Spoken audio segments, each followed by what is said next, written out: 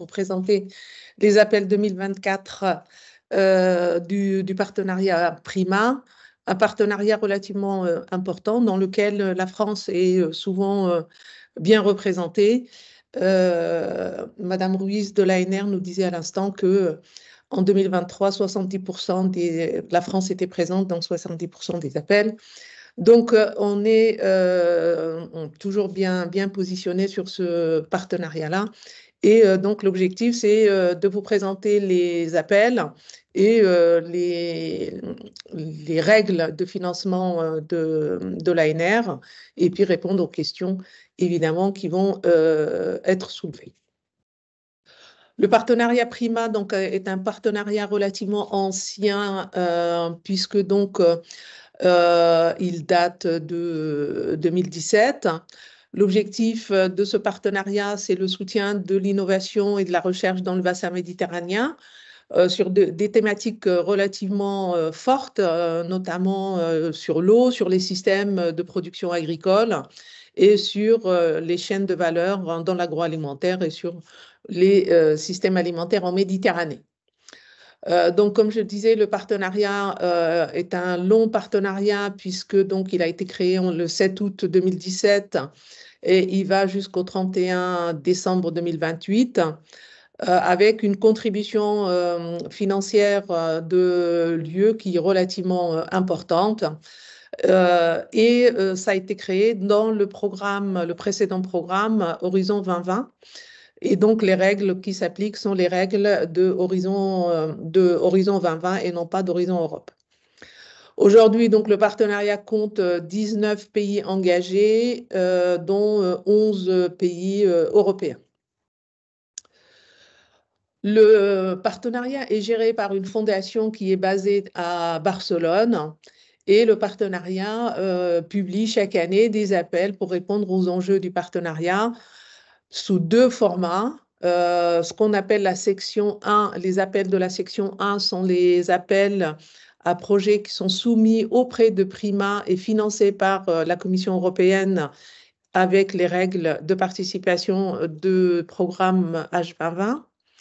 Et la section 2, les projets sont soumis auprès de la Fondation PRIMA, mais ce sont les agences nationales des pays engagés qui en assurent le financement.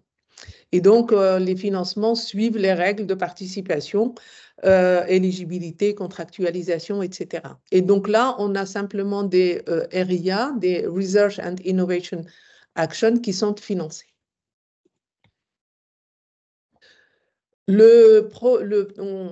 Globalement, donc les thématiques qui font partie des appels et des projets que la Fondation PRIMA finance tournent autour de 3 grandes thématiques.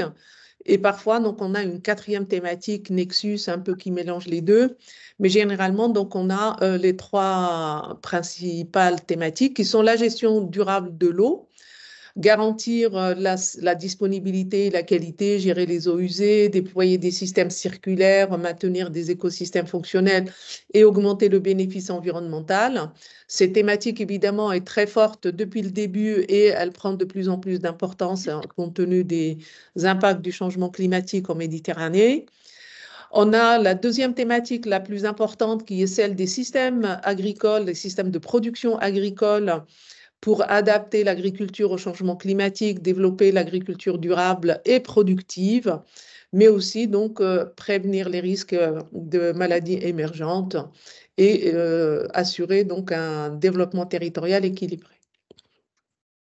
Et enfin, donc la dernière thématique, c'est celle qui a un focus sur les systèmes alimentaires, avec donc des projets, des appels à projets pour valoriser les produits issus du régime méditerranéen, améliorer la sécurité alimentaire des chaînes de valeur locales, mettre en œuvre des innovations permettant d'accroître la qualité, la durabilité, la compétitivité et favoriser les changements vers des régimes alimentaires plus durables et meilleurs pour la santé. Quelques statistiques donc, sur les taux de succès depuis 2018 jusqu'en 2021. Donc, si on regarde l'évolution des appels de la section 1 et de la section 2. Et si on regarde que la ligne des projets, du nombre de projets financés, on voit bien que dans la section 1, donc, on a une évolution favorable du nombre de projets financés. Et dans la section 2, on a quelque chose de relativement stable, donc entre 26 et 30 projets financés chaque année. Et donc, ça permet de calculer le taux de succès et on voit bien que les taux de succès dans la section 1 est relativement bas, puisque donc, même si ça s'est amélioré entre 2018 et 2021, on reste donc en dessous de 5% de taux de succès. Dans la section 2, par contre, on voit une amélioration du taux de succès, puisque donc on est passé de 7,2 en 2018 à 20,4 en 2021. Et donc, globalement, on a un taux de succès qui tourne autour de 20%. Si on regarde maintenant la répartition des projets financés entre les 3 principales thématiques et éventuellement la 4e, qui est donc la thématique un peu mixte, qui mixe les 3 premières, on a en nombre de projets les systèmes de production agricole qui représentent près de la moitié des projets financés, suivis des systèmes alimentaires et de l'eau. Et si on regarde maintenant en pourcentage où on part de financement dans les différentes thématiques, là encore, donc, on voit que près de la moitié des financements vont à la thématique autour des systèmes agricoles, suivi donc toujours des systèmes alimentaires et de l'eau. On pense que, évidemment, donc, la thématique de l'eau va prendre de plus en plus d'importance dans les prochains appels, notamment donc en 2024, comme on va le voir. Alors maintenant, donc, quels sont les appels de l'année donc de 2024? Petit rappel, pardon, sur la constitution des consortiums. Il faut faire très attention parce que les règles de participation, ce sont donc 3 pays minimum et 4 entités minimum pour construire un consortium. Les règles donc sont sur les 3 pays, on doit avoir au moins un partner state européenne et un pays non européen et éventuellement en plus un ou deux de ces deux types de pays partenaires. Si on regarde quelques exemples, par exemple, donc un consortium avec Malte, Grèce, Maroc, Égypte est éligible. Un consortium avec Malte, Grèce, Maroc, 2 entités du Maroc est éligible également. Mais en revanche, si on a Malte, Grèce, France et Maroc, ce n'est pas éligible puisqu'il n'y a qu'une seule entité sud. Et de la même façon, donc si on n'a que 2 entités de Malte et 2 entités marocaines, ce n'est pas éligible il y a seulement 2 pays alors qu'il en faut 3. Donc il faut faire très attention sur l'éligibilité du consortium que vous allez construire. La deuxième caractéristique donc, à se rappeler, ce sont les propositions en 2 étapes. La première étape donc, va avoir un focus sur l'excellence et sur l'impact avec une dizaine de pages. Et donc, c'est là que, évidemment, donc, la concurrence est relativement importante et il faut faire la différence pour montrer en 10 pages en quoi la proposition est excellente, aussi bien en termes d'objectifs et en termes de cohérence avec l'appel. Et sur les impacts, ne pas hésiter non plus donc, à montrer quels sont les impacts les plus importants en termes de recherche, mais aussi en termes d'impacts économiques et sociaux. La proposition globale, donc sur la deuxième étape, dans un document d'une 50aine de pages, on rajoute des éléments plus importants sur l'implémentation, sur la qualité du consortium et aussi sur des questions d'éthique et de sécurité.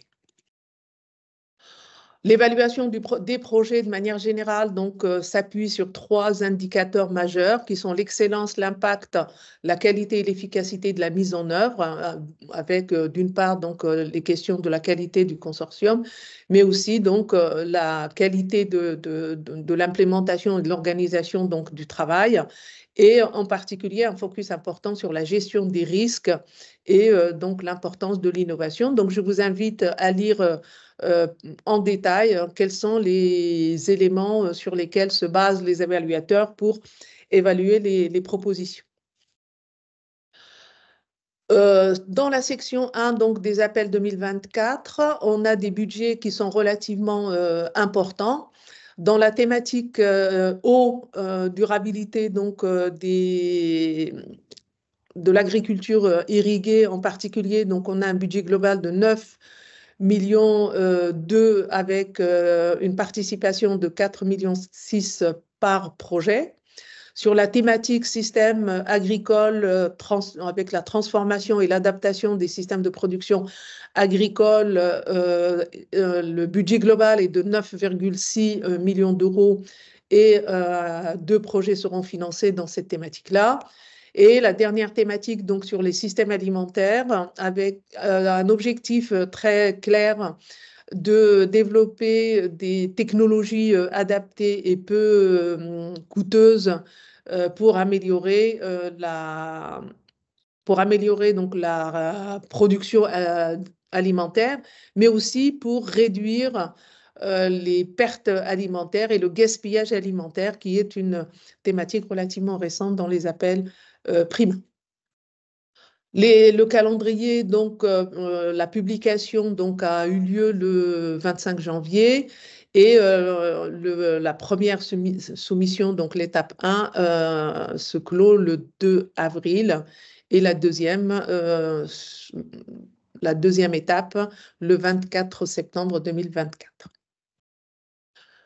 Alors, si on regarde en détail les appels de la section 1 de la thématique eau, on est sur des questions de durabilité des systèmes de production et de l'irrigation, de l'utilisation de l'eau dans l'irrigation. Les attentes sont des solutions innovantes pour l'utilisation de l'eau en irrigation. Et bien voilà, c'est parti. Un objectif précis d'évaluation des impacts de l'irrigation, la mise à l'échelle des systèmes innovants d'utilisation de l'eau, des réflexions sur les business models et les manières avec lesquelles on peut construire un modèle de production et d'utilisation de l'eau efficace, durable et disponible pour tous. Et enfin, des recommandations pour des politiques publiques pour améliorer l'utilisation de l'eau, la disponibilité de l'eau et l'utilisation rationnelle de l'eau dans les zones méditerranéennes. Les 4 éléments dont il faut tenir compte pour répondre à cet appel-là, c'est combiner et tester des solutions innovantes basées sur la nature, en utilisant l'irrigation intelligente, éventuellement en utilisant l'électronique et Internet, et aussi développer des pratiques agroécologiques économes en eau. Utiliser aussi des indicateurs appropriés pour mesurer les rendements des cultures, mesurer l'efficacité de l'utilisation de l'eau, améliorer des indicateurs pour mesurer la productivité énergétique pour l'utilisation de l'eau, évaluer les avantages sur l'écosystème et les compromis, synergies possibles entre différentes technologies permettant d'économiser l'eau. De la même façon, évaluer l'impact environnemental de la chaîne de valeur avec l'analyse du cycle de vie des produits et l'utilisation de l'eau et l'impact de la production dans l'utilisation et l'efficacité de l'utilisation de l'eau. Et enfin, l'analyse de l'empreinte écologique des solutions proposées pour améliorer l'utilisation de l'eau. Toujours à mettre en parallèle, évidemment, les adaptations et les transpositions par rapport à des systèmes existants et la possibilité dans les innovations que le projet va proposer de réduire les risques financiers pardon, et les recommandations pour des politiques publiques, y compris des politiques publiques locales, pour améliorer donc le partage et la gestion de l'eau. Les impacts attendus de cet appel sont accroître la résilience de l'agriculture irriguée, l'utilisation durable et efficace des ressources en eau, réduction de la pollution, notamment la salinisation de l'eau et des sols, améliorer la gouvernance et les politiques publiques plus efficaces dans l'utilisation et l'offre d'eau dans l'irrigation des cultures, et l'adoption des solutions par les utilisateurs finaux, ce qui permet donc de dire que l'approche multi-acteurs doit être présente dans les propositions que vous allez émettre sur cet appel-là. Voilà donc sur cet appel-là. Vous savez aussi qu'à chaque fois que vous répondez à un appel de ce type, vous devez utiliser des indicateurs de performance et les proposer dans vos projets. Les indicateurs de performance donc, attendent 20% d'économie d'efficacité énergétique. Donc, il faudra prouver dans les propositions que vous allez faire qu'effectivement, la solution innovante que vous proposez va permettre d'économiser et d'utiliser de manière efficace l'énergie. Vous devez également montrer que la solution que vous proposez va permettre de réduire de 20% l'eau utilisée, que vous devez atteindre ou en tout cas faire participer une cinquantaine de parties prenantes et utiliser des business models efficaces dans les solutions que vous allez proposer. La deuxième thématique, c'est la thématique des systèmes agricoles, de la production agricole. On est sur la transformation des systèmes de production dans des zones arides et améliorer la productivité des systèmes agricoles de production dans des zones où évidemment l'eau manque, avec un champ d'application pour développer de nouveaux systèmes secs dans les zones, le cadre de l'aride et semi-aride, en revisitant les technologies hydrauliques ancestrales avec une approche moderne.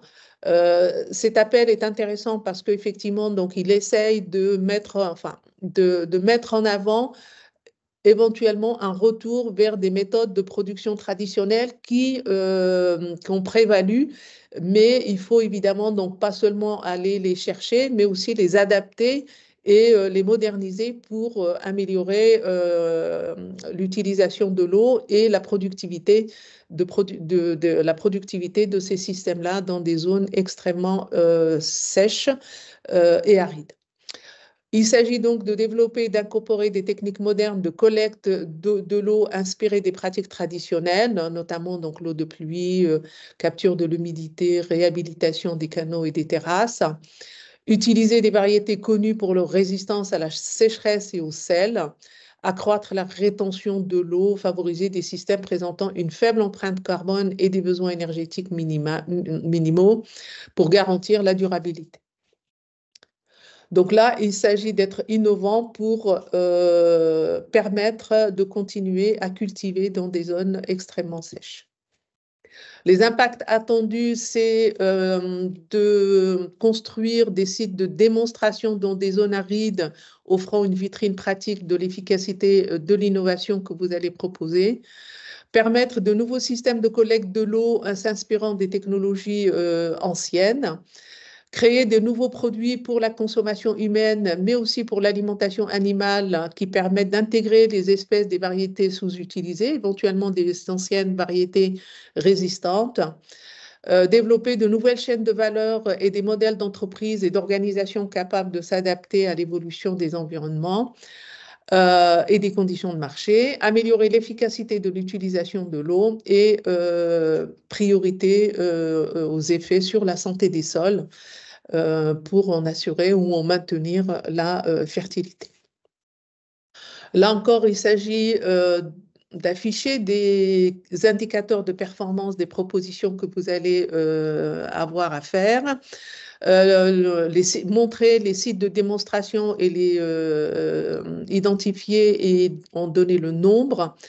Montrer le nombre de systèmes de collecte de l'eau que vous allez mettre en œuvre, montrer la diversité des cultures que vous allez proposer et que vous allez tester dans les propositions, montrer les modèles d'organisation des chaînes de valeur répondant aux attentes du projet et mesurer le taux d'adoption par des petits producteurs, donc des solutions proposées dans des projets.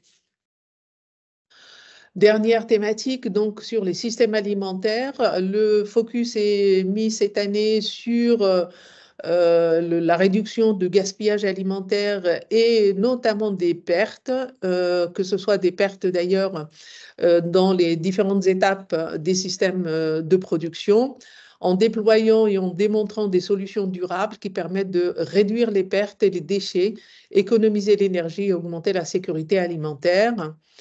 Dans cet appel, on attend des technologies vertes, évidemment toujours économes en énergie. On attend également des énergies renouvelables, hein, notamment donc l'utilisation de la biomasse, hein, ou du solaire ou de l'éolien. On attend également des sélections variétales qui permettent d'améliorer la productivité, le stockage, la qualité du stockage et la durée de conservation. On attend également des solutions évolutives durables, rentables et adaptées aux besoins, avec une exploitation, une dissémination large de ces solutions. On attend également une proposition de business model montrant la valeur apportée par l'innovation, mais aussi l'efficacité et la rentabilité économique et sociale des projets proposés, et une large dissémination et des recommandations pour des politiques publiques permettant d'accompagner la réduction donc des déchets et du gaspillage et de l'amélioration aussi du recyclage des déchets. Dans cet appel, donc, on attend des impacts variés avec des solutions vertes, des solutions innovantes, une réutilisation des déchets et des sous-produits, l'utilisation d'énergies alternatives, des technologies de stockage permettant donc d'améliorer la durée et la qualité des produits stockés, des interactions entre différents acteurs de la chaîne alimentaire de l'amont vers l'aval, et bien sûr donc la qualité alimentaire des produits proposés sur le marché.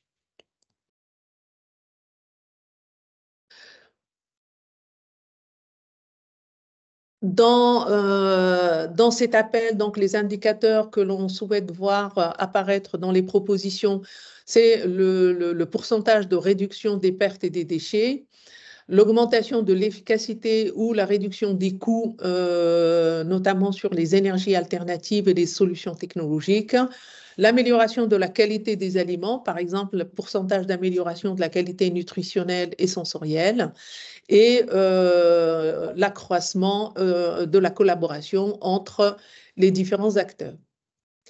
Voilà donc les propositions sur les 3 thématiques de la section 1. Je laisse la parole maintenant donc à Vincent qui va présenter donc les appels de la section 2 et on finira donc par une présentation par l'ANR des conditions de financement.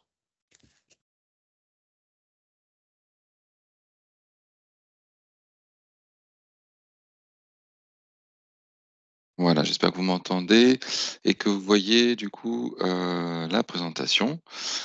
Donc on passe sur la section 2 comme a bien présenté, Fathia. On a bien vu la différence entre les 2. On est sur des budgets sur cette section 2 qui sont, plus petits, hein, par projet. Par contre, il y aura, plus de projets financés, ça c'est quelque chose d'important. Donc des projets de plus petite envergure, mais plus de projets financés et un fonctionnement donc qui est sur, un petit peu ce que l'on a pu connaître par le passé, dans les ERANET ou, actuellement dans les différents partenariats, c'est-à-dire un financement par, les agences nationales de financement, dans les différents pays participants au partenariat. Alors, On retrouve les 3 grandes thématiques également avec, la première thématique qui concerne la gestion de l'eau, la deuxième sur les systèmes de production alimentaire et la troisième sur la gestion donc, justement de la transformation alimentaire. Donc, avec un appel par grande thématique. On a donc 3 actions de recherche et innovation. Donc on est sur, des projets, on va dire, assez classiques avec, une forte implication des acteurs de la recherche, mais pas seulement. Heu, il y a également les entreprises qui sont souhaitées, petites ou grandes ou, autres types d'acteurs, hein, puisqu'on est souvent sur des approches, qu'on appelle multi-acteurs, c'est-à-dire avec, éventuellement des intermédiaires, des conseillers, des acteurs, des utilisateurs finaux, des associations et cetera. Alors, on va rentrer dans le détail des appels un petit peu plus loin. Juste un petit mot sur l'engagement budgétaire. Donc vous voyez que l'Italie notamment et la France, sont les pays qui participent le plus. Donc tout à l'heure, Nuria Ruiz présentera un petit peu les modalités de participation pour les acteurs français. Il est important de noter que cette année, la Grèce ne finance pas ses ressortissants pour l'appel 2024. Donc, ils peuvent participer, mais avec leurs propres moyens, mais ils ne seront pas financés, directement par leur État. Également, le Maroc, diminue son budget par rapport à ce qui était prévu. Il passe de 2 millions à 1 million. Donc, logiquement, ça sera moins de projets financés. Et également le Portugal qui a diminué un petit peu sa participation, mais, c'est beaucoup plus à la marge, c'est un montant, beaucoup plus réduit. Alors vous avez ici dans le calendrier les, heu, les dates de soumission donc des propositions. Première étape, le 4 avril, donc vous avez une pré-proposition à soumettre et puis des résultats qui seront donc, tout début juillet et la soumission, de la proposition complète sera fin septembre. Donc voilà, il faudra anticiper aussi, hein, puisqu'on est sur une période, pas forcément simple, hein, où sur les, presque 3 mois que vous avez pour rédiger la proposition complète, si vous passez la première étape, il y a les 2 mois d'été qui sont là et donc, il faudra, peut-être anticiper notamment les absences, des uns et des autres parmi vos partenaires. Alors si on rentre dans le vif, des sujets et notamment donc, des appels, ce premier appel donc, concerne la la comptabilité de l'eau, et la gestion comptable, on va dire, de l'eau, en conditions, de crise, donc avec, l'impact évidemment, du changement climatique et des crises, externes. Donc, l'idée, c'est de mettre en place, tout un tas d'éléments, pour mesurer donc, qu'on a appelé comptabilité de l'eau. Donc c'est collecter des analyses, communiquer aussi des informations sur les flux, les stocks et les consommations d'eau. C'est également générer des éléments pour comprendre les changements dans les cycles hydrologiques, donc tout ce qui est variation de la disponibilité en eau, alors causée par les éléments, de type inondation, sécheresse, ou autres, comme on peut avoir, on a eu récemment, d'autres drames comme des tremblements de terre. La demande, donc comprendre la demande, des différents utilisateurs et leur accès, à la ressource et puis quels sont les investissements nécessaires donc, à mettre en œuvre dans les installations et les infrastructures, hydrauliques. Donc l'idée, c'est au global de poser le cadre, hein, de gestion de l'eau en temps de crise, pour prendre les meilleures décisions et avoir une gouvernance, éclairée. Hem, donc vous avez ici les les activités, qui doivent être prises en compte pour rédiger les propositions et donc les activités de recherche et d'innovation qu'il faut mettre en œuvre. Bon, je vais pas toutes les lister, mais bon, l'idée, c'est de contrôler, en temps réel, et la source des données, définir des niveaux de prélèvement et de consommation durable, des analyses, biophysiques à plusieurs échelles, mettre en place des réseaux de multi-acteurs, j'en ai parlé tout à l'heure, sensibiliser également, pour avoir une meilleure gestion de l'eau, donc sensibiliser l'utilisation et les usages par les communes, les collectivités aussi, des ressources en eau, plus tous les outils économiques dans la gestion donc comptable de l'eau. Ce qu'on n'a peut-être pas dit, hein, c'est que vous aurez aussi les slides, hein, pour voir l'ensemble des éléments. Voilà, donc les impacts attendus, c'est apporter plus de transparence dans les processus décisionnels, une meilleure répartition équitable de l'eau également entre les utilisateurs, et en particulier ceux qui sont les plus vulnérables, ceux qui ont le moins facilement accès à l'eau. Voilà. Adopter des stratégies durables pour faire face justement aux pénuries d'eau qui pourraient se répéter, hein, dans différents contextes biophysiques, donc dans différents types de crises ou de situations. Améliorer la sécurité de l'eau également. Il faut que cette eau, elle soit disponible, elle soit aussi buvable et utilisable pour pour différents besoins. Donc, améliorer la résilience et préserver donc les flux, notamment environnementaux. Et puis améliorer donc la durabilité des services d'approvisionnement, notamment en prenant en compte justement l'ensemble des grands comptes de gestion des eaux et puis l'empreinte hydrique donc des différents systèmes. Les indicateurs de performance, tout à l'heure, Fatia en parlait, hein, ce sont des éléments qu'il faut prendre en compte et qu'il faut pouvoir démontrer dans sa proposition, mais ensuite dans la réalisation du projet. Vous les avez ici, donc la stratégie durable de lutte contre la pénurie d'eau. Donc mettre en place des indicateurs qui permettent de mesurer la durabilité des stratégies proposées, un pourcentage d'amélioration de la transparence et de l'équité à l'accès à l'eau, un pourcentage de réduction des risques liés à l'eau et, donc à la résilience des systèmes de production d'eau. Et puis la productivité, donc la possibilité d'avoir en continu de l'eau et puis sensibiliser donc aux usages les consommateurs. Le deuxième appel donc concerne la production agricole, et là on est sur des nouvelles pratiques durables en agroforesterie, donc avec la volonté à la fois d'avoir un usage durable des terres, mais également une meilleure résilience de la région méditerranéenne au changement climatique. Donc avec différents bénéfices attendus, hein, une production qui soit durable pour répondre aux besoins, la séquestration du carbone, la résilience de l'ensemble des systèmes de production, hein. Quand on parle d'agroforesterie ou de cultures mélangées entre production d'arbres et puis autres cultures, grandes cultures, cultures spécialisées ou élevage. On parle aussi de résilience donc de ces systèmes, et puis réduire donc les gaz à effet de serre. Donc l'idée, c'est aussi d'abandonner certaines pratiques qui ne sont pas considérées comme durables, notamment des pratiques d'entretien des forêts basées sur le feu, sur le non-contrôle de la croissance et la non-gestion des forêts.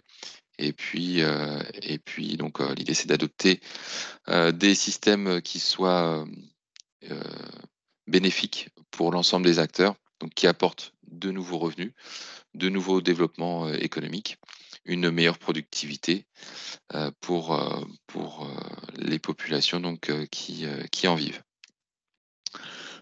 Donc voici ici les champs d'application qui sont listés dans l'appel. Donc ça reprend un petit peu ce que j'ai déjà évoqué. Revitalisation des systèmes agroforestiers, donc agroforesterie sylvo-arable ou sylvo-pastorale. Identification donc de stratégies innovantes. Montrer les avantages de séquestration du carbone et de la protection pour la protection et la restauration de la santé des sols notamment, souvent également liés à la gestion de l'eau et à la conservation de la biodiversité. L'évaluation des impacts en termes de santé des sols, mais aussi impacts environnementaux et impacts socio-économiques, donc pour les populations et pour les personnes qui vivent de ces pratiques. Donc il faut aligner l'ensemble des bénéfices pour que ça profite vraiment à tous et à tout le monde, et y compris en termes sociétal et environnemental. Donc faire également des connexions avec les pratiques agricoles qui sont souhaitées par la PAC, identifier les obstacles aussi à l'adoption donc de ces nouvelles pratiques, analyser les cadres qui régissent l'utilisation des terres et la sylviculture, notamment en termes de réglementation, on peut penser, et puis définir des mécanismes de soutien financier et technique. Enfin, améliorer les pratiques traditionnelles, donc essayer de faire progresser une agriculture être, on va dire, faire face aux défis qui sont ceux que l'on connaît actuellement du changement climatique et de l'adaptation et de la résistance au changement climatique. Donc l'adaptation des pratiques. Alors ça veut dire adapter les machines existantes, mais ça veut dire également utiliser de nouveaux moyens. Donc des techniques de précision, de la télédétection, utiliser des moyens GPS pour réduire donc l'impact sur l'environnement et l'impact sur l'eau. Alors les indicateurs attendus et les indicateurs de performance, les impacts attendus, donc une adoption accrue donc de ces nouvelles pratiques durables, avec une augmentation du couvert végétal sur les terres agricoles pour à la fois améliorer la production, mais également la résilience des paysages, hein, éviter tout ce qui est désertification. Améliorer la productivité agricole, ça c'est un enjeu majeur et on ne l'oublie pas, hein. Tous ces changements n'ont pas pour vocation à, à avoir un impact négatif sur la productivité ou sur les revenus agricoles. Il faut pouvoir concilier les deux. Améliorer donc la santé des sols, la biodiversité et les services écosystémiques produits par les systèmes agricoles. Augmenter donc la résilience au changement climatique et la fertilité des sols, avoir une meilleure rétention de l'humidité et se diriger donc vers une diversité accrue des cultures et du bétail. Améliorer les moyens de subsistance des agriculteurs, ça va aussi avec l'amélioration de la productivité agricole. Les indicateurs de performance, développer et documenter donc des nouvelles pratiques agroforestières, créer et distribuer au moins 5 supports d'apprentissage uniques par an. Et puis veiller à ce que les femmes aient un accès égal aux ressources du projet et donc une augmentation au global donc du pourcentage de femmes bénéficiaires de ces nouvelles pratiques. Donc il y a une question du genre qui est vraiment soutenue ici sur l'implication à la fois des hommes et des femmes et le bénéfice également pour les 2. Troisième et dernier appel donc de cette section 2 qui concerne donc la transformation alimentaire et la production d'aliments. Donc c'est faire un effet levier, se baser sur un effet levier donc des systèmes locaux et urbains pour l'amélioration donc des systèmes de production alimentaire durable. Donc on est avec des exigences qui sont celles de l'urbanisation, des défis de l'urbanisation, de la croissance urbaine, de la croissance des populations en milieu urbain, toujours heu, sous l'impact du changement climatique. Donc on a à la fois des marchés paysans avec des systèmes régionaux, des accès directs aux produits frais, pour améliorer la sécurité alimentaire, heu, protéger l'héritage culturel, hein. On parle de terroir, on parle de produits locaux, c'est aussi ça. C'est un héritage, et un bien culturel. Réduire l'impact environnemental dû à ces marchés paysans et puis, maintenir un développement économique pour les populations. Donc l'idée, c'est aussi de pouvoir, développer des soutiens politiques et des infrastructures, donc qui permettent, le développement et le soutien à ces marchés locaux. Des soutiens financiers donc aux opérateurs, l'établissement de nouveaux marchés, maintenir une concurrence loyale et puis permettre des systèmes de stockage et de transport qui soient adaptés aux enjeux qu'on a déjà mentionnés. Alors, les champs d'application, renforcer les cadres réglementaires, donc pour tout ce qui est agriculture urbaine et périurbaine, sur l'aménagement du territoire, la réglementation des zonages et les accès à la terre. Encourager les pratiques durables avec l'intégration de l'agriculture dans le paysage urbain. Essayer d'encourager les gestions efficaces des espaces, des planifications à travers les activités multiples, et puis l'inclusivité de l'ensemble des populations. Ensuite, on a les marchés informels, amélioration, formalisation des infrastructures, des nouveaux canaux de distribution, l'utilisation donc des technologies de l'information et de la communication, et puis l'optimisation donc des chaînes d'approvisionnement alimentaire entre les producteurs, les marchés et les consommateurs. Il y a également donc comme champ d'application tout ce qui concerne la bioéconomie circulaire, donc la meilleure utilisation des matériaux, des produits, de l'ensemble des déchets également qui sont produits par ces systèmes. Donc réutiliser le compostage, enfin utiliser plutôt les moyens de compostage, la réutilisation de l'eau pour l'irrigation, l'utilisation de nouvelles technologies et également la formation, c'est un point important, la formation des acteurs sur place pour qu'on puisse développer et dupliquer les bonnes pratiques. Garder cette approche multi-acteurs dont on a déjà parlé. Et puis se baser également sur la demande, c'est-à-dire ne pas produire pour produire ou développer des systèmes uniquement, j'allais dire, par plaisir ou euh, par moyen mis en œuvre, mais il faut que ça soit pertinent pour la société et que ça réponde vraiment à une demande pour trouver un public, justement, et qu'il n'y ait pas de gaspillage et de perte de temps également dans la mise en place de ces systèmes. On a également donc tout ce qui concerne les moyens mis à disposition des décideurs politiques pour qu'ils puissent mettre en œuvre des politiques communes à l'ensemble des acteurs, et puis que l'on puisse donc diffuser les bonnes pratiques, notamment partager les données et inciter l'ensemble des acteurs à collaborer. Les impacts attendus, améliorer donc les cadres réglementaires, intégrer l'agriculture dans les paysages urbains, ça on a déjà un petit peu parlé de tout ça.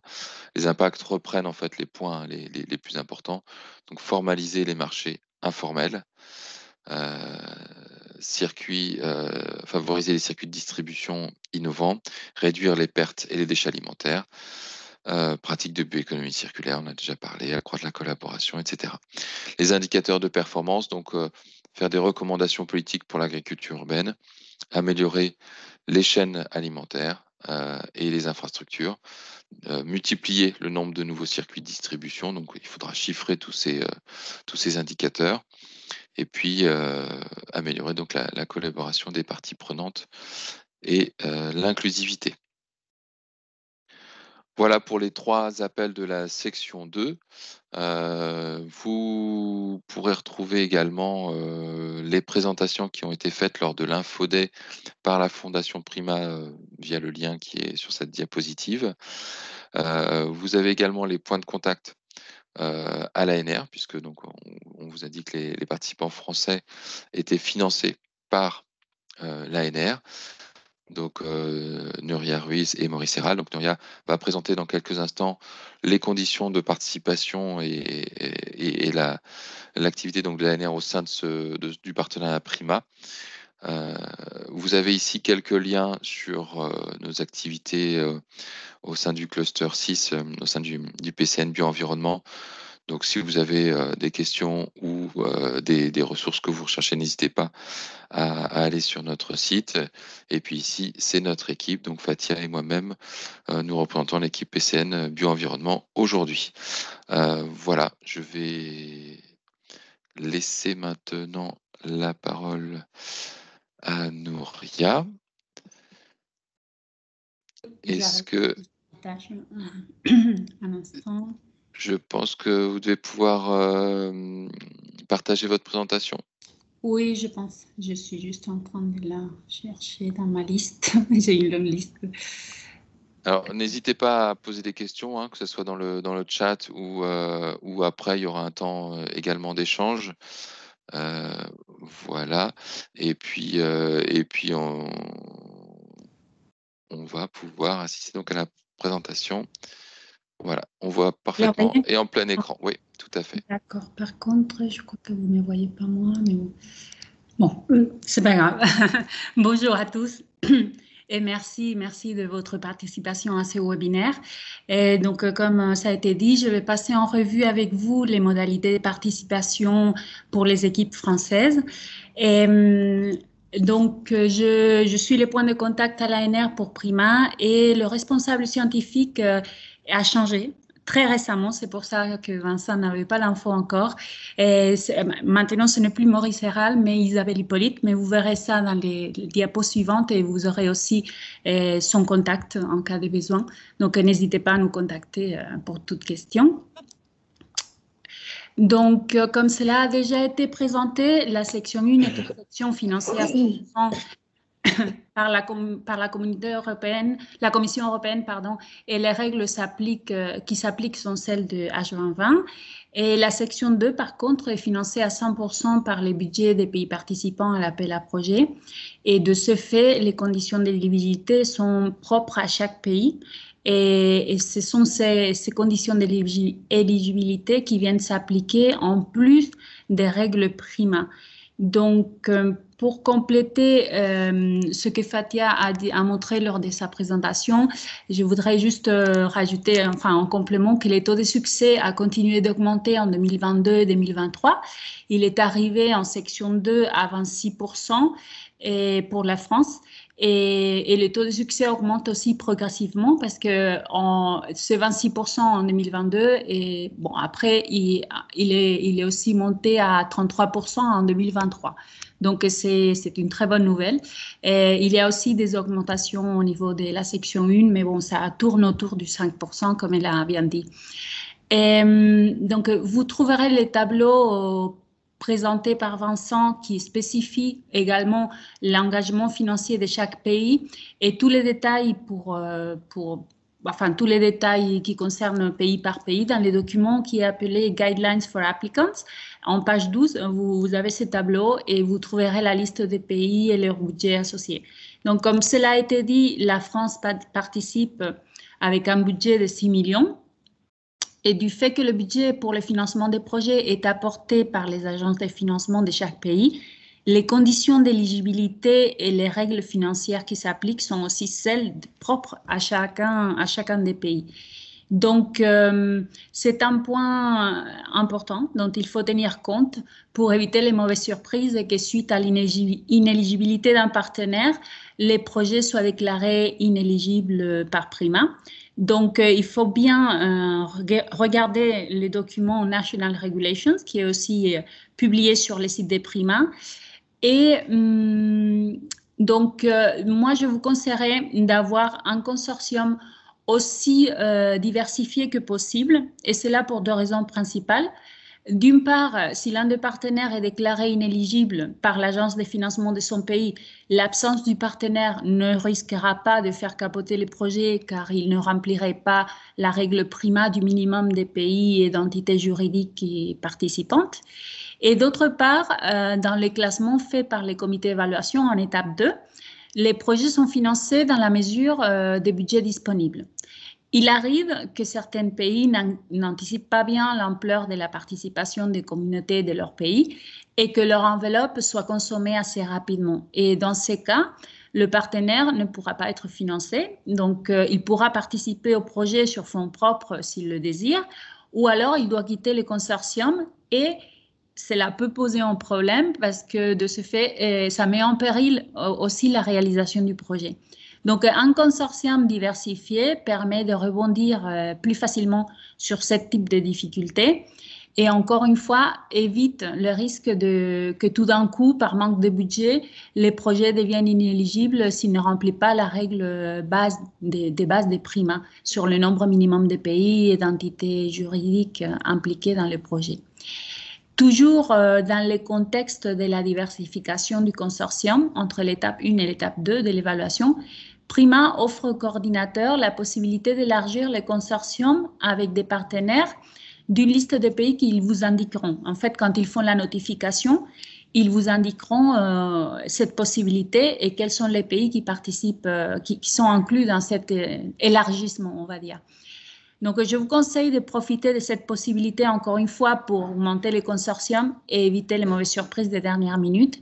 Mais non seulement à cause de cela, car cela vous donne aussi la possibilité d'augmenter l'impact du projet et éventuellement de remplacer des partenaires qui auraient été déclarés inéligibles en étape 1 par d'autres agences de financement et pouvoir ainsi maintenir les objectifs du projet. Donc, en ce qui concerne les modalités de dépôt, l'ANR ne demande aucun document supplémentaire à ceux qui sont demandés par Prima. Donc, certaines agences le font et parfois les coordinateurs sont inquiets à ce sujet et vous demandent de demander s'il y a quelque chose au niveau du pays qu'il faut rajouter. Mais en fait, l'ANR ne demande rien.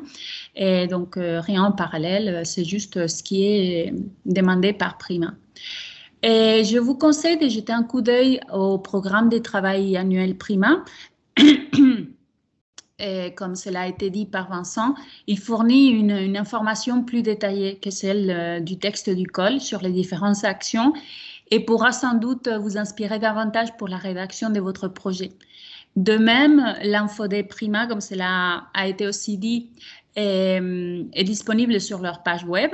Et ils ont séparé aussi les présentations. Il y a les diapositives de la présentation, ils l'ont séparé par thématique, ce qui peut être assez pratique.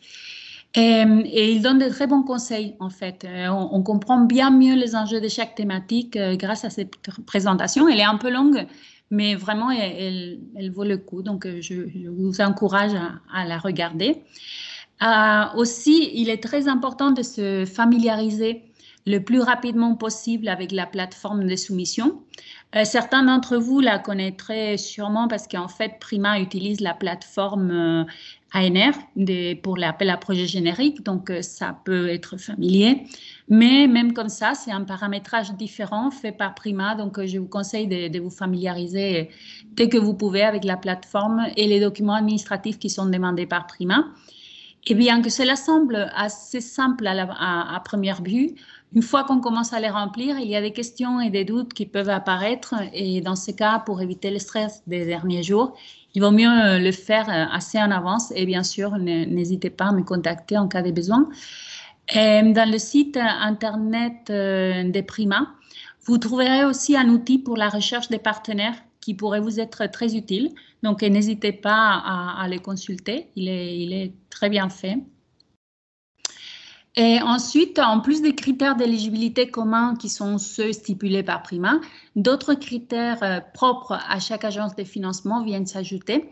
Ce sont des critères cumulatifs et donc il faut bien veiller à les respecter. Et pour l'ANR, vous pourrez lire en détail les modalités d'attribution d'aide qui seront disponibles sur le site d'ANR. Si ce n'est pas aujourd'hui, ce sera à partir de lundi. Et aussi, dans le règlement financier de l'ANR, les liens s'affichent à l'écran. Il est important de lire ces règlements avec la plus grande attention. C'est un document, enfin sur ce lien, vous trouverez les documents PDF relatifs aux modalités d'attribution d'aide ANR, mais il y a des outils complémentaires pour vous faciliter la compréhension du règlement. Et donc, il y a des outils, des simulations pour voir si vous êtes éligible ou les taux de financement des entreprises. Il y a aussi des fiches techniques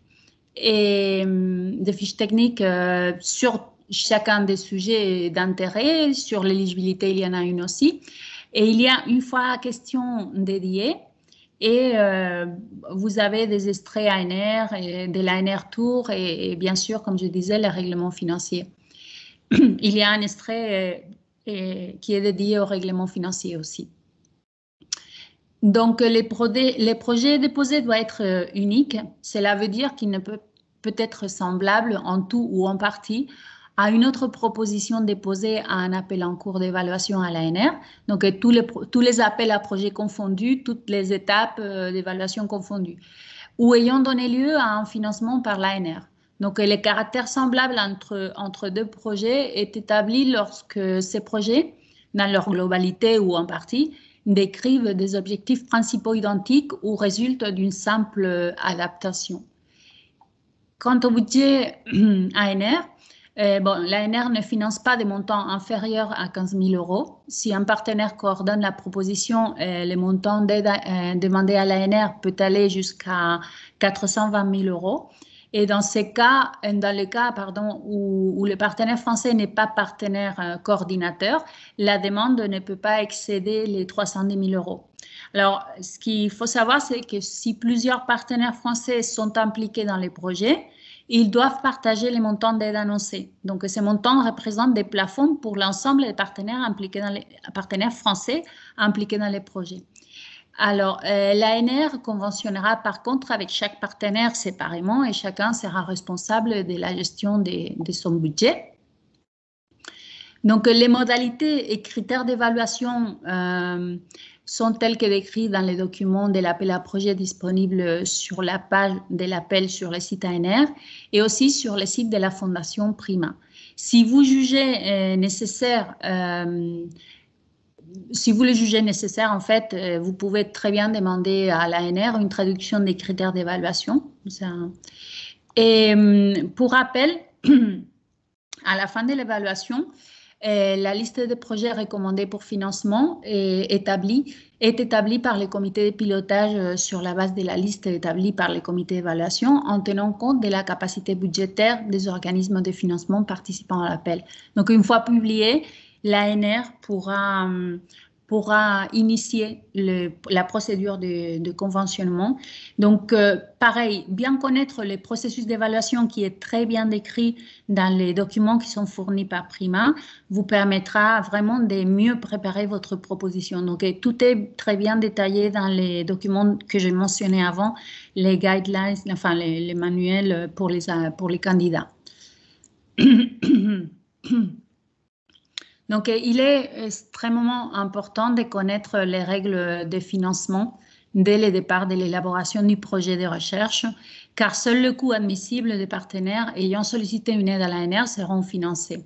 Alors, en étape 1, on vous demande pas, Prima ne vous demande pas de donner les détails sur le budget, c'est juste un coût global. Mais en étape 2, il faut bien détailler tout cela.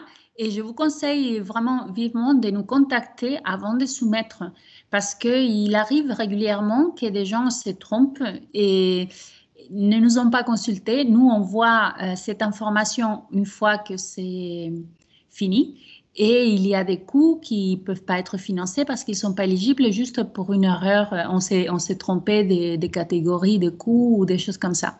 Donc, n'hésitez pas à nous contacter avant la soumission de la proposition complète en étape 2 pour cette question ou toute autre question, mais surtout les budgets, enfin, faites attention aux règles de financement et aux coûts éligibles. Il y a tout ce qu'il faut sur la page web de l'ANR, mais nous sommes là aussi pour vous aider.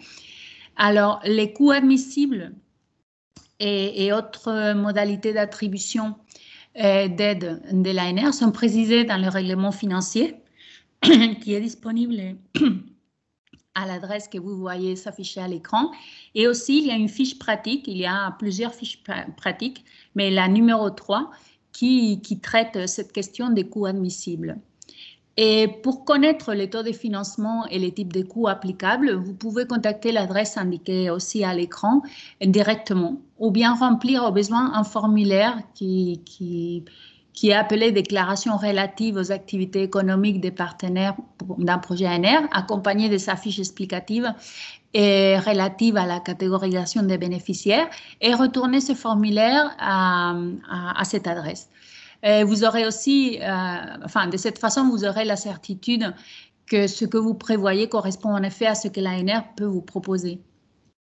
Si vous êtes partenaire privé, ou si dans votre consortium, il y a des partenaires privés français, il est indispensable de leur demander d'utiliser un outil de simulation que vous trouverez sur le site de l'ANR,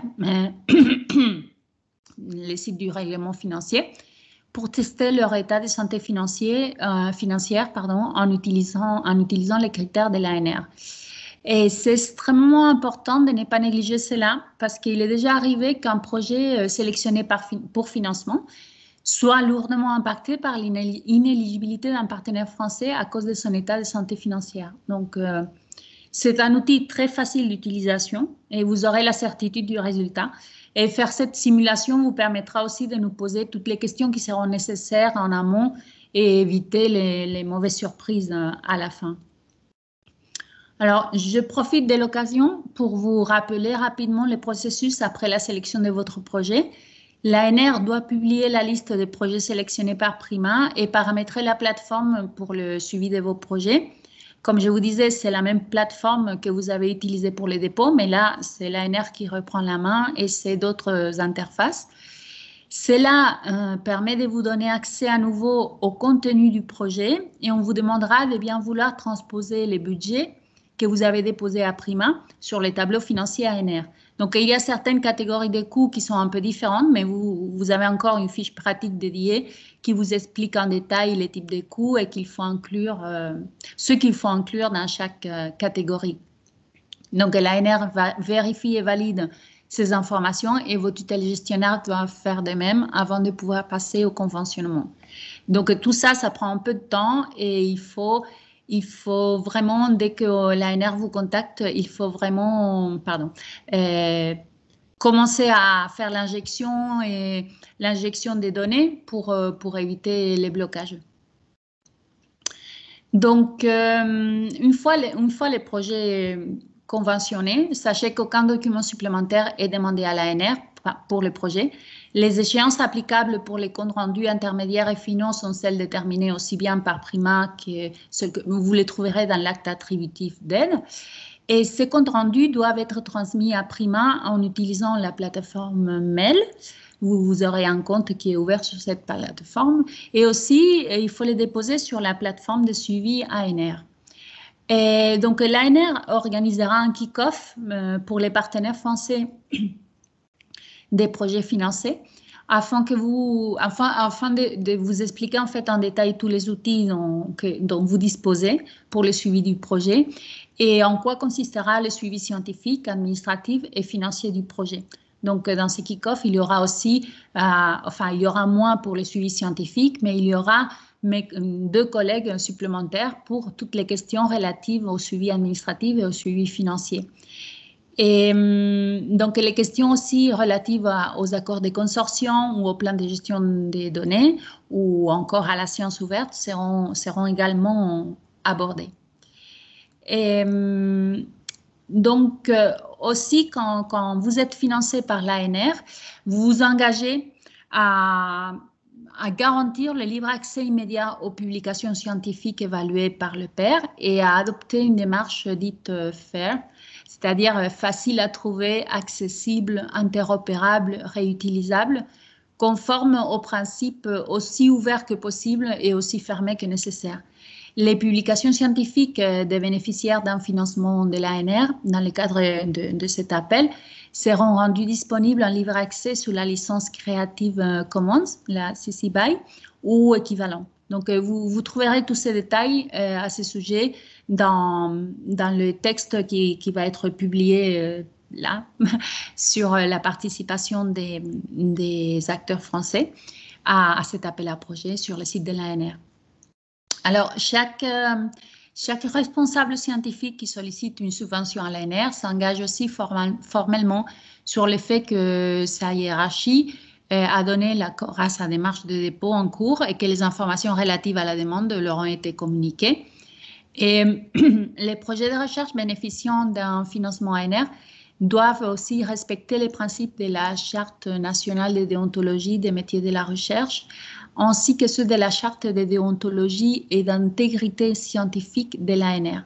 Donc, les responsables scientifiques des partenaires français, qu'ils demandent du financement ou pas, doivent veiller au respect de l'ensemble de ces principes et dans le cadre des activités de recherche qui seront menées sous leur responsabilité et dans le cadre du projet. L'ANR intègre également les principes d'égalité dans sa charte de déontologie et d'intégrité scientifique et à déployer un plan d'action d'égalité. Donc, l'objectif est d'amener les communautés scientifiques à systématiquement considérer la dimension sexe ou genre dans leurs recherches, et ce, quel que soit le domaine, et pour une production de connaissances de qualité. Donc, dans ces cadres, vous vous engagez à prendre en compte, lorsque cela est pertinent, bien sûr, la dimension sexe et ou genre dans votre recherche, et que, quel que soit le domaine, afin d'écarter les biais de genre dans la production des savoirs et d'anticiper les conséquences potentielles de leurs applications, et à donner une visibilité équitable des travaux de recherche qui seront produits, et ce qu'ils soient portés par des femmes ou par des hommes. Donc, dans l'éventualité où des ressources génétiques seraient utilisées dans le projet déposé, les responsables scientifiques s'engagent à ce que tous les participants au projet, encore une fois, qui demandent ou pas un financement, respectent les obligations associées au protocole de Nagoya. Et l'ANR encourage les titulaires d'une subvention à mener et à participer à des activités de mobilisation des connaissances, de transfert, partage, valorisation, mise en valeur et diffusion auprès des milieux de pratique et du grand public lorsque ces activités sont pertinentes. Et donc, les responsables scientifiques s'engagent donc à promouvoir, dans le cadre de leur projet, à chaque fois que cela est possible et pertinent, la culture scientifique, technique et industrielle. Et le dispositif de protection du potentiel scientifique et technique de la nation, appelé PPST, et en fait, le but de ce dispositif est de protéger au sein des établissements publics et privés l'accès à leur savoir et savoir-faire stratégique ainsi qu'à leurs technologies sensibles. Donc, il permet de se prémunir plus efficacement contre les tentatives de captation d'informations stratégiques ou sensibles pouvant être détournées à des fins malveillantes. Donc, l'ANR met en œuvre la PPST pour des projets déposés comportant des partenaires publics ou privés étrangers au sein de leur consortia, ce qui est notamment le cas pour Prima. Et le projet de coopération internationale des natures scientifiques ou techniques identifiés par l'ANR seront soumis à l'avis du haut fonctionnaire de défense et de sécurité. Et un avis négatif de ces personnes ne permettrait pas la sélection des projets. Bon, en même temps, je vous dis que jusqu'à présent, on n'a jamais eu d'avis négatif. Donc, ce n'est pas non plus quelque chose qui arrive très souvent. Et donc, je vous conseillerais de vous rapprocher aussi de votre fonctionnaire de sécurité et de défense ou des services en charge de l'application de ce dispositif au sein de votre établissement pour avoir plus d'informations éventuellement et savoir un peu mieux comment ça marche. Alors, comme je vous disais, depuis très peu, les nouveaux responsables scientifiques pour Prima à l'ANR a changé. Donc, il s'agit maintenant d'Isabelle Hippolyte. Vous avez donc son numéro de téléphone et son adresse mail à l'écran. Mais moi, je suis la chargée des projets scientifiques aussi en charge des Prima pour l'ANR. Donc, n'hésitez pas, surtout pas à nous contacter à n'importe quel moment. On relaiera vos questions s'ils sont d'ordre juridique ou autre auprès de nos services et on reviendra vers vous avec une réponse le plus rapidement possible. Et surtout, je vous affiche à nouveau, je me répète, mais les règlements financiers, c'est les règlements financiers ANR qui s'appliquent pour Prima, pour l'ANR. Donc, veillez à bien regarder tout ça et les fiches pratiques parce qu'il y a beaucoup d'informations très, très importantes que vous pouvez trouver là-dedans. Donc, un grand merci pour votre intérêt par l'appel à projet Prima et comme je dis, n'hésitez pas à nous contacter en cas de besoin.